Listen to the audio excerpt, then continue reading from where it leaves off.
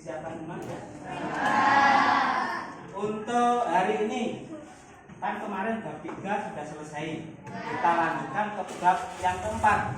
Untuk bab yang keempat ini adalah klasifikasi makhluk hidup. Ya, klasifikasi makhluk hidup.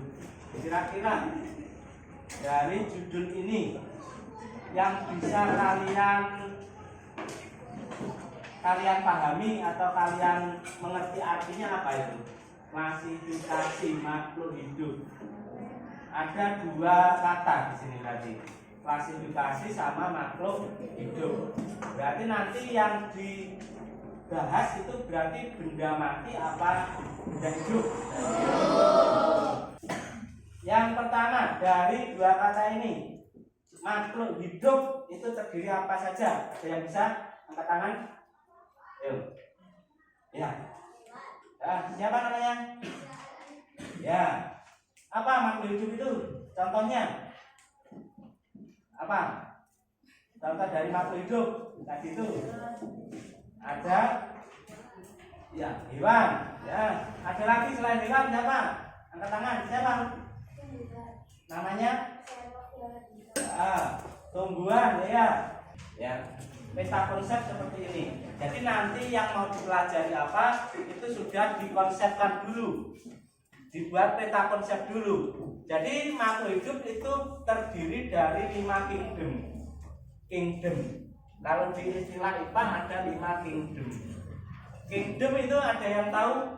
Itu termasuk kalau bahasa Indonesia apa kingdom itu? Yang sering main game ada kingdom apa ya? Oh iya, betul sekali Pak Ican. Sering main game ya? Oh enggak. Ya, kingdom atau kerajaan. Jadi ada 5 kingdom atau kerajaan yang nanti bisa dibagi dari makhluk hidup yang ada di bumi ini. Yang pertama, nanti ada yang namanya dikelompokkan ke yang namanya monera, kelompok monera. Ini yang pertama. Yang kedua ada yang namanya nanti kelompok protista. Yang ketiga adalah bumi. Yang keempat plantae dan yang kelima adalah takson pun juga begitu. Ada yang paling rendah dan ada yang paling tinggi. Yang paling besar atau paling tinggi itu namanya adalah dunia atau kingdom. Kingdomnya ada di sini ini tadi. Ini berarti yang paling tinggi adalah kingdom atau animalia. Ya apa itu? Atau dunia animalia. Contohnya ini, kingdomnya animalia, plantae, bumi, protista dan monera. Ya. Terus yang kita pelajari seperti itu, nanti kita lanjutkan. Ini contohnya untuk makhluk hidup itu terdiri dari berbagai kingdom tadi. Ini ada gambarnya. Untuk menentukan apa kingdom, apa spesiesnya ada beberapa langkah. Ya, itu mempermudah atau memudahkan mempelajari makhluk hidup tersebut.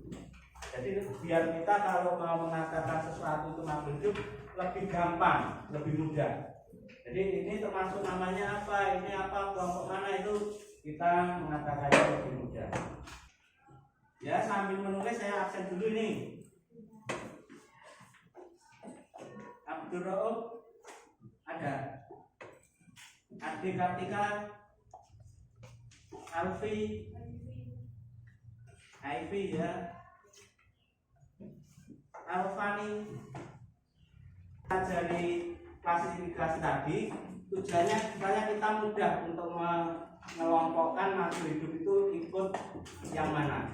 Bisa berdasarkan ini ciri-cirinya, ciri-ciri makhluk hidup. Jadi untuk makhluk hidup bisa dimasukkan golongan makhluk hidup kalau punya ciri-ciri paling enggak 7 ini. Jadi dia memiliki kemampuan untuk bergerak. Maksudnya bergerak itu berarti dia bisa berpindah tempat, ya. Jadi dari depan sini mau ke jalan sana jalan sendiri. Kalau manusia pakai kaki, itu berarti dia bisa bergerak.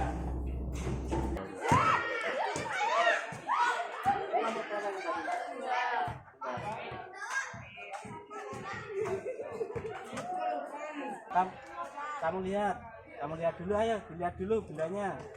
Ciri-cirinya gimana itu? Masuk ke mana? Bisa dilihat nomor 1 sampai 7 tadi. Nah, nomor 1 apa cirinya? Nah, semut ada apa enggak? Nomor 2, ini dapat apa bendanya? Kalau kalian amati, ayo diamati. Semut itu termasuk benda hidup apa benda mati? Benda hidup. Mau mempresentasikan hasil yang mau diamati, ya. Nanti kalian bisa tanya, kenapa itu dia menyimpulkan seperti itu, kenapa dia memilih yang diamati itu, kenapa bisa kalian tanyakan, ya. Nanti kalau mau tanya bisa angkat tangan, Mbak. Mau mempresentasikan apa yang bisa kalian amati, bisa kalian tulis dulu, terus nanti bisa dikemukakan alasannya, ya. Itu kolomnya sama seperti tadi, yang diamati, terus nama benda, ciri-ciri, sama termasuk apa kesimpulannya. Dari kelompok 2 mau tadi menulis yang diamati itu adalah belimbing mulut. Dibaca kelompok 2 hasilnya apa aja tadi? Nah.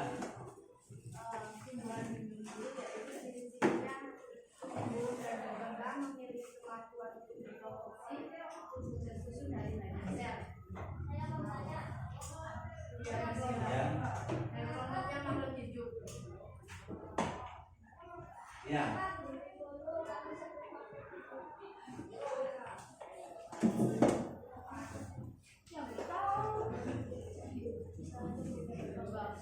Ya, ini ada yang menjawab ya, dari anggota kelompok lainnya bisa membantu kenapa dia dimaksud makhluk hidup apa?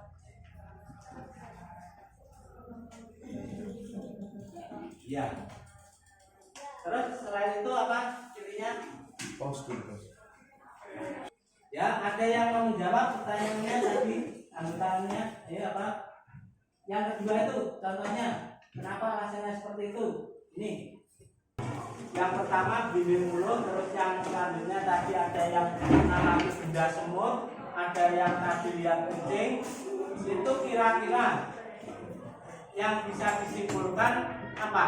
Ada yang bisa menyimpulkan ciri-ciri makhluk hidup itu apa saja? Adik, ya kelompoknya Adik tadi ada berapa ciri yang bisa dijumpai untuk menyatakan bahwa belimbing mulut itu termasuk makhluk hidup? Ada berapa ciri? Hah?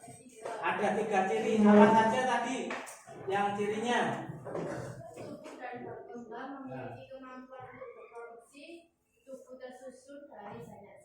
Ya betul. Nah, terus kelompoknya Faisal tadi yang melihat semut, apa saja yang bisa termasuk ciri makhluk hidupnya?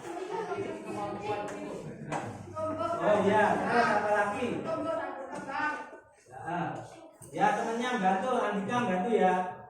Nah, bisa tumbuh berkembang. Ada lagi tadi yang diamati pada semutnya.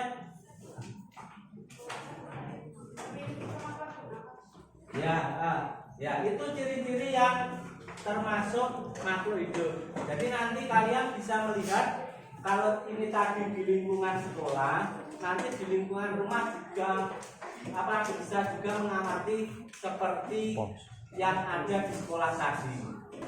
Ya, untuk minggu depan nanti kita mempelajari tentang klasifikasinya. Ini ada 1, 2, 3, 4, 5, 6, 7, 8. Paling nggak sampai nomor 7. Nanti kita mengamatinya. Apa Mas? Pakai? Memang banyak, iya. Apa nanti kita pelan-pelan mempelajarinya. Ya. Ya. Sampai sini ada yang ditanyakan tentang yang tadi? Tidak ada. Berarti nanti kita berjumpa lagi minggu depan hari Selasa dengan tema yang ini. Ya, terima kasih. Selamat pagi. Assalamualaikum warahmatullahi wabarakatuh. Waalaikumsalam.